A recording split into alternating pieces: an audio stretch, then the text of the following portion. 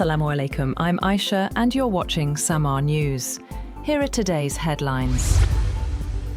Iran's new proposal, aimed at ending the war with US, offers signs of compromise as Tehran seeks to revive negotiations amid growing economic pressure. According to a report by the Wall Street Journal, Iran is no longer insisting that Washington first end the blockade before any negotiations take place. Instead, Tehran is offering to discuss conditions for reopening the Strait of Hormuz at the same time as US guarantees to end attacks and unwind the blockade imposed on Iranian ports. However, Iran's missile program remains outside the reported sequencing, leaving one of Washington's major concerns unaddressed.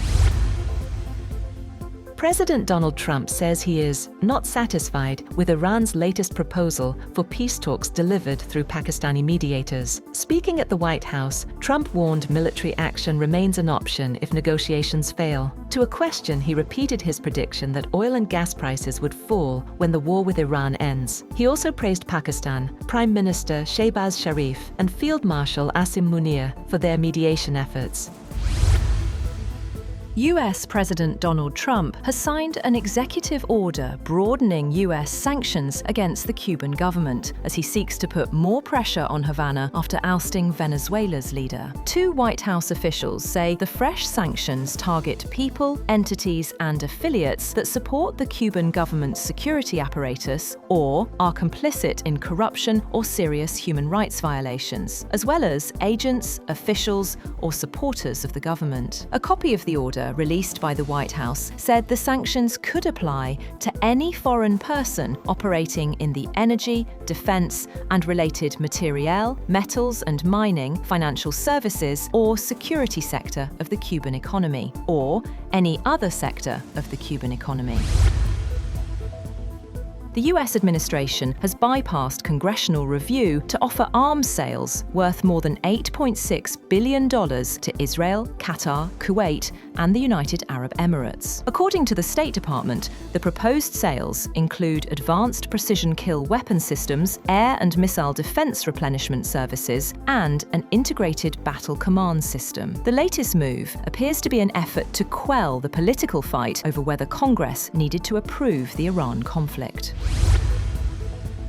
The United States is withdrawing 5,000 troops from NATO ally Germany as a rift over the Iran war widens between President Donald Trump and Europe. A senior Pentagon official said recent German rhetoric had been inappropriate and unhelpful, adding that the president is rightly reacting to these counterproductive remarks. The Pentagon said the withdrawal was expected to be completed over the next 6 to 12 months. At least 11 people have died and 31 others injured when a tourist bus crashed in Mexico's western state of Nayarit. The bus, traveling from the state of Jalisco, veered off the highway and overturned near the town of Amatlán de Canas. According to officials, the passengers were on their way to a recreational center in Nayarit. Emergency crews from Nayarit and Jalisco responded, closing the road to conduct rescue operations and investigate the cause of the accident. Bankrupt budget carrier Spirit Airlines has ceased operations, becoming the first major airline casualty linked to the Iran war after failing to secure creditor support for a US government-backed rescue plan. The airline said a sharp surge in jet fuel prices, nearly doubling during the conflict, crippled its financial outlook and derailed its bankruptcy exit strategy. All flights have been cancelled, affecting hundreds of thousands of passengers and putting thousands of jobs at risk. A proposed $500 million bailout failed to gain approval, with Spirit's board unable to reach an agreement. The shutdown marks the first liquidation of a US airline of its size in 2 decades. That's all for now. For more updates, visit www.samaa.tv.